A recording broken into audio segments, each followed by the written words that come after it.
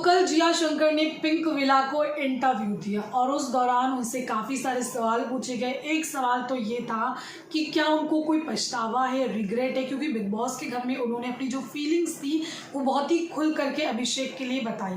लेकिन कहीं ना कहीं अभिषेक की तरफ से देखिए ऐसा था नहीं, अभिषेक के मन में ऐसी कोई फीलिंग्स नहीं थी, तो अभिषेक की तरफ से वैसी वाली कोई लाइकिंग नहीं थी।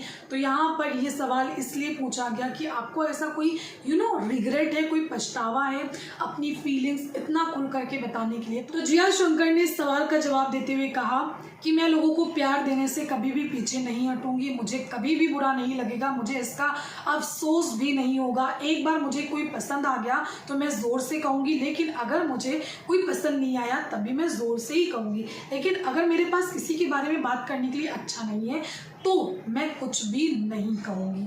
यहाँ तक कि वो ये भी कहती हैं कि अगर मुझे कोई चीज़ बॉदर कर रही है, परेशान कर रही है, तो उस टाइम के लिए मैं उतना ही बोलूँगी, लेकिन ये मेरे लिए एंड है। उसके बाद में उस इंसान का नाम भी नहीं लूँगी। लेकिन अगर मुझे कोई पसंद है तो हमेशा के लिए उसके बारे में बात करूँगी और हमेशा के लिए उसके लिए कामना करूँगी।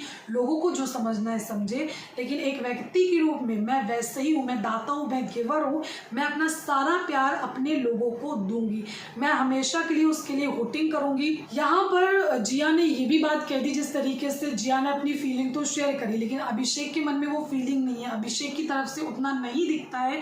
तो यहाँ पर उनका ये भी कहना है कि सामने से वैसा नहीं मिलेगा, ठीक है, I am not expecting anything, ठीक है, मैं इसलिए नहीं कर रही हूँ कि सामने से मुझे मिले, मुझे कुछ भी नहीं चाहिए। अगर मैं एक व्यक्ति के रूप में पसंद करती हूँ, अगर तुम मेरे दोस्त हो तो मैं तुम्हारे लिए वोटिंग कर रही हूँ। हमें खुश होना चाहिए कि आपकी ज़िंदगी में ऐसा दोस्त है, लेकिन एक दिन आपको ये भी याद रखना चाहिए कि आप उस व्यक्ति को खो सकते हो। यस, खो सकते हो। आपको उस व्यक्ति को अपने ज़िंदगी में रखने की ज़रूरत है। उन्होंने ये भी कहा कि अगर मेरी लाइफ में ऐसा कुछ कोई होता तो मैं चाहती, मैं रखती। यहाँ पर बेसिकली मुझे इमोशनल भी वो नज़र आई हैं कि उन्होंने अपनी फीलिंग शेयर करी, वो अपनी तरफ से चीज़ें कर रही हैं, लेकिन अभिषेक की तरफ से ऐसा कुछ है नहीं।